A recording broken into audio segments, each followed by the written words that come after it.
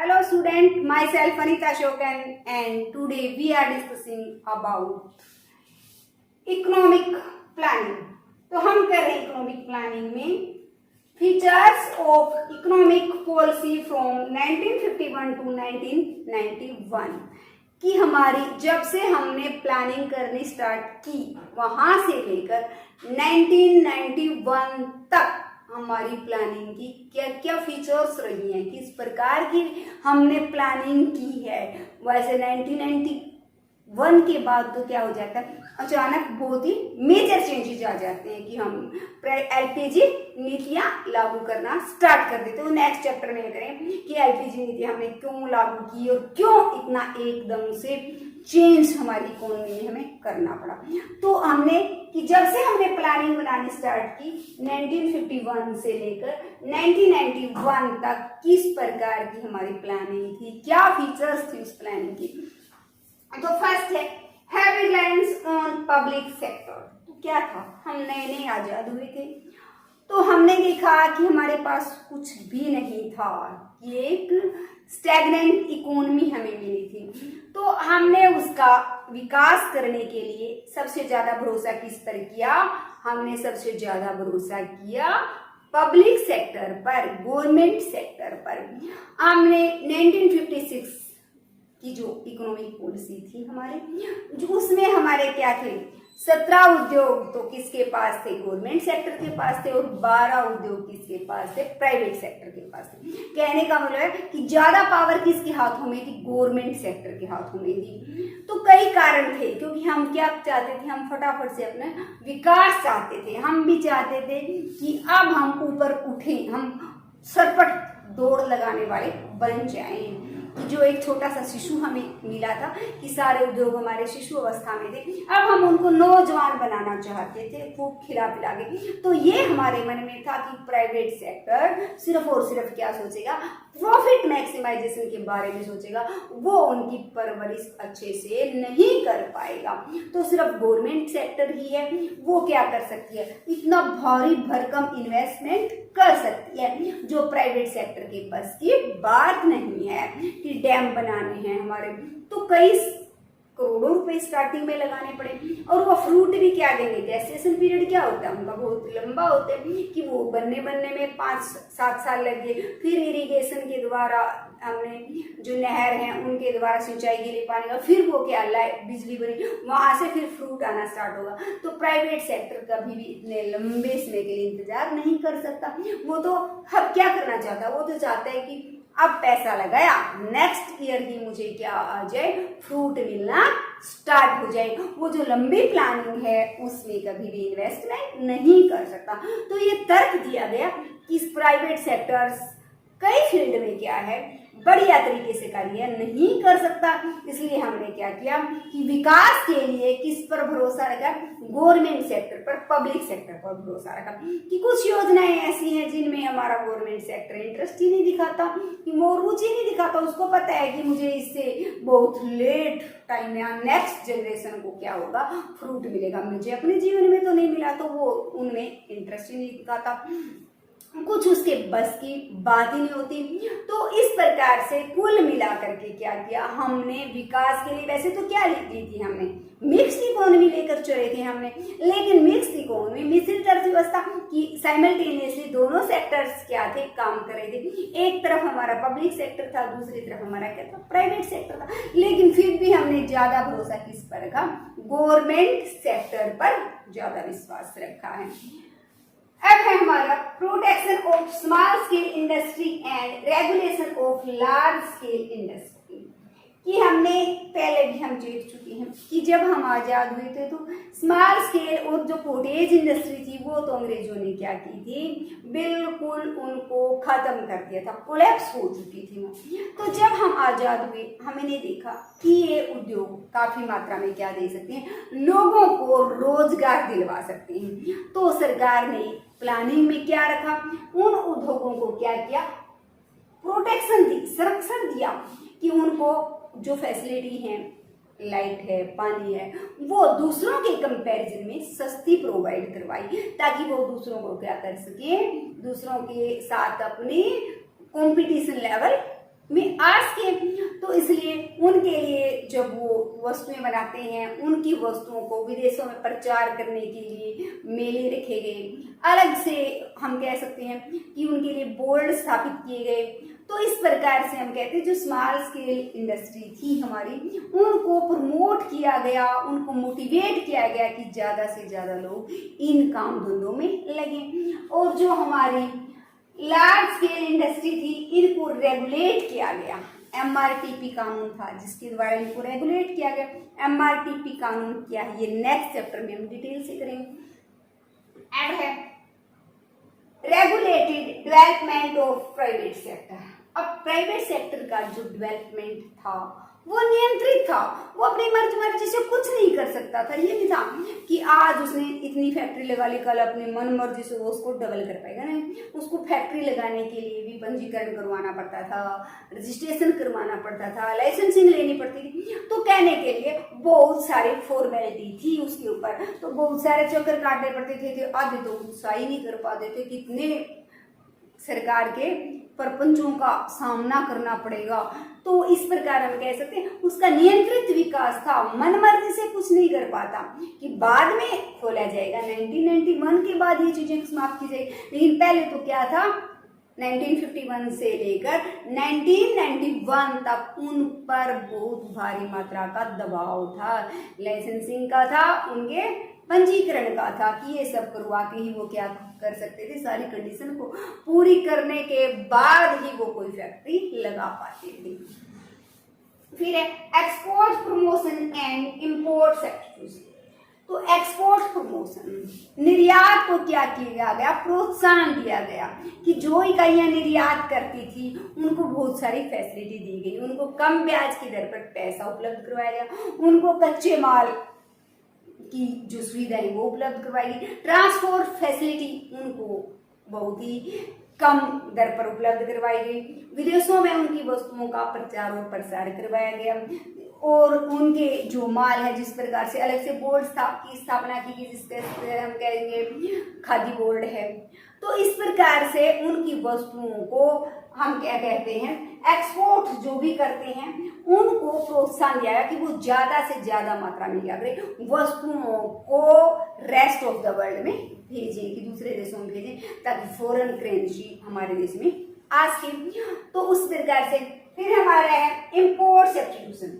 तो import substitution का मतलब क्या है कि आयात प्रतिस्थापन, कि जो वस्तु हम दूसरे देशों से मंगवाते थे, ऐसा किया गया कि वैसा ही काम करने वाली वस्तु अपने ही देश में अपनी ही टेक्नोलॉजी के द्वारा क्या कर ली जाए, तैयार कर ली जाए। ठीक है, हम बिल्कुल एग्जैक्ट वैसे नहीं बना सकते, लेकिन काम हमारी भी क्या कर सकती है, वैसा ही कर सकती है। उन्होंने एल्यूमिनियम की बना ली, हमने लोहा हमारे पास है, हम वैसा ही काम करने वाली मशीन क्या है, लोहे से बना सकते हैं। कोई भी चीज कह सकते हैं कि वैसा ही काम करने वाले हमारे अपनी टेक्नोलॉजी के द्वारा उस चीज को क्या करते हैं, रिप्लेस कर लेंगे, ताकि हमें विदेशों पर निर्भर न रहना पड़े।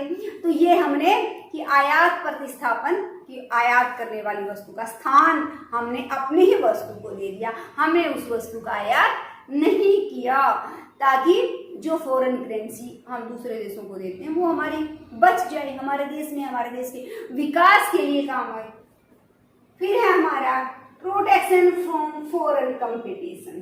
अब हमें तो आजाद हुए, अभी अभी हाल ही में आजाद हुए, तो हमारे इंग्लैंड जैसा देश जिसमें कब की औद्योगिक क्रांति आ चुकी थी, कब के सूती कपड़े के उद्योग कितने पुराने थे, और हमने अभी अभी लगाए, आजादी के बाद हमारी सारी उद्योगों का विकास हुआ है। तो हमें जरूरत थी किसकी, कि हमारे उद्योगों को क्या दें, हम उन फॉरेन जो इंडस्ट्री है उनके कंपटीशन से प्रोटेक्शन दें, कि उनको बचाएं अपने को, क्योंकि यदि दो बराबर के लड़ रहे हैं, दोनों ही ताकतवर हैं, तो कोई टेंशन नहीं, आपस में एक दो कम या ज्यादा मारेगा, टक्कर की बात है। लेकिन एक बिल्कुल 5 साल का बच्चा और दूसरा 20 साल का है, तो हम उनको आमने सामने लड़ने के लिए नहीं छोड़ सकते, तो हम उस 5 साल वाले को क्या करेंगे, प्रोटेक्ट करेंगे। तो हमारे उद्योग भी दूसरे देशों के उद्योगों के सामने इसी स्थिति में थे, तो उन्हें बचाने के लिए हमें क्या करना पड़ा, कुछ उपाय करने पड़े,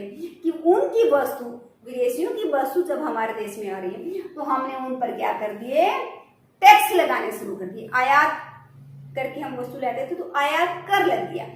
आयात कर इस प्रकार से हम कहेंगे 10 रुपए की उनकी वस्तु थी, हमारे वाली 15 की बनी, तो हमने क्या कर दिया, इस पर 6 रुपए टैक्स लगाकर इस वस्तु को क्या बना दिया, अपने देश में आई तो वो कितने की होगी, 16 की होगी, ताकि हमारे देश वाले उद्योग क्या रह सके, बचे रह सके। वरना कंपटीशन में यदि वो यहाँ पर 10 की आ जाती तो हमारे उद्योग तो खत्म थे, हमारी वस्तु को तो कोई भी नहीं खरीदता। तो इस प्रकार से हमने क्या किया, फॉरेन कंपटीशन से अपने उद्योगों को प्रोटेक्ट किया। सेंट्रलाइज्ड प्लानिंग की जो प्लानिंग थी वो ऐसा नहीं है कि हर कोई अपने तरीके से प्लानिंग करा ले, नहीं, प्लानिंग कमीशन ने प्लानिंग कर दी, ये कर ऑब्जेक्टिव कर दिए कि ये ऑब्जेक्टिव है, इसके अकॉर्डिंग तो हमारा क्या था, केंद्रीय प्लानिंग थी। ऐसा नहीं स्टेट अलग बना रहा है वो अलग नहीं, एक प्लानिंग बन गई और उसके अकॉर्डिंग सभी को बता दिया था कि ये गोल्स हैं इस प्लानिंग के और आपको ये रिसोर्सेज दिए जाते हैं और इन रिसोर्सेज के द्वारा इस प्रकार ये ऑब्जेक्टिव हमें क्या करने हैं, गेन करने हैं। तो ऐसा नहीं था कोई कॉन्ट्राडिक्ट है इनके बीच में कि आपस में एक इधर खींच रहा है एक उधर, नहीं, मिलजुल कर हमें क्या करना पड़ा, ऊपर से जो आदेश मिले हैं उनके अकॉर्डिंग उन ऑब्जेक्टिव को प्राप्त करने का प्रयास किया। अब है हमारा growth of saving and investment. Growth of saving and investment कि हम तो आजाद हुए थे, हमें किसकी जरूरत थी, सेविंग की जरूरत थी, इन्वेस्टमेंट की जरूरत थी। इन्वेस्टमेंट कब कर सकते, जब हमारे पास सेविंग होगी तभी तो इन्वेस्टमेंट कर पाएंगे। तो अब इन 5 ईयर प्लानिंग में हमारा मेन फोकस रहा रेट ऑफ इंटरेस्ट को क्या कर दिया, बढ़ा दिया, ताकि ज्यादा से ज्यादा लोग क्या कर पाए, सेविंग कर पाए। और उन सेविंग को इकट्ठा करने के लिए ज्यादा से ज्यादा किया कि बैंक स्टेब्लिश की कि ग्रामीण लोग जो क्या करते हैं, सेविंग तो करते हैं, या तो ज्वेलरी पर लगा देते हैं या जमीन पर, या फिर कह सकते हैं कि पहले घर में ही उसको रखे रखते थे। तो उन सेविंग को कलेक्ट करने के लिए गांव में बैंकों की ज्यादा से ज्यादा शाखाएं इन प्लानिंग में हमने खोलने का प्रावधान रखा। तो ज्यादा से ज्यादा बैंक खुले, वहां से उनका पैसा कलेक्ट किया गया, ब्याज दर की दर ज्यादा थी तो सभी मोटिवेट भी हुए कि हम अपना पैसा बैंक में जमा करवाएं। तो इस प्रकार से वो पैसा फिर क्या किया गया, इन्वेस्ट किया गया। रिस्ट्रिक्शन ऑन फॉरेन कैपिटल कि फॉरेन कैपिटल पर रिस्ट्रिक्शन लगा दी गई, रोक लगा दी गई। देखो हमने प्रत्यक्ष जो विदेशी निवेश है वो आना, हमें लगा था कि अभी अभी आजाद हुए थे, बहुत तरह के हमारे अंदर डर थे कि फिर से कहीं ये हमारे देश में आकर हमें गुलाम ना बना ले। पहले भी क्या होते, अंग्रेज एक व्यापारी के तौर पर आए थे और फिर इंटरफेयर करके हमें गुलाम बना दिया। तो हमने प्रत्यक्ष निवेश पर क्या कर दिया था, प्रतिबंध लगा दिया था। ठीक है, थोड़ा बहुत वो हमारे शेयर्स खरीद सकते थे, तो प्रत्यक्ष निवेश वो भारत में नहीं कर पाते थे। तो इस प्रकार से हमने रिस्ट्रिक्शन ऑन फॉरेन कैपिटल कि विदेशी पूंजी को भारत में डायरेक्ट आने से क्या कर दिया, रोक दिया। फिर है हमारा डेवलपमेंट ऑफ हैवी इंडस्ट्री। ये हैवी इंडस्ट्री जब हम आजाद हुए हमारे पास थी, तो इसमें सबसे पहले हम हमारे इन पंचवर्षीय योजनाओं में क्या किया कि जो हैवी इंडस्ट्री थी उनकी स्थापना पर जोर दिया। तो सरकारी सेक्टर ने लगाई है, तो इनकी स्थापना पर जोर दिया। इस प्रकार से इंजीनियरिंग का सामान बनाने वाली फैक्ट्रियां थी, लोहा उद्योग था, इस्पात उद्योग था, ताकि ये जो है ये यदि डेवलपमेंट होगी तो दूसरे उद्योगों का विकास या दूसरे उद्योग तो अपने आप लग जाएंगे। तो ये तो बेस था कि बेसिक जो थी उनको तैयार कर दिया जाए तो दूसरे तो अपने आप विकास हो जाएगा। तो इस प्रकार से हैवी इंडस्ट्री का विकास इस प्लानिंग का मेन मकसद रहा है। फिर हमारा है डेवलपमेंट ऑफ इकोनॉमिक इंफ्रास्ट्रक्चर। तो इंफ्रास्ट्रक्चर हमारा क्या था, 2 प्रकार का होता है जिस पर हमारी अर्थव्यवस्था की नींव टिकी होती है। वो क्या, 2 प्रकार का, एक इकोनॉमिक होता है, दूसरा हमारा सोशल होता है, सोशल इंफ्रास्ट्रक्चर। तो इकोनॉमिक इंफ्रास्ट्रक्चर में हमारा क्या आता है, जिसमें हमारे यातायात के साधन हैं, संचार के साधन हैं, ऊर्जा के साधन हैं।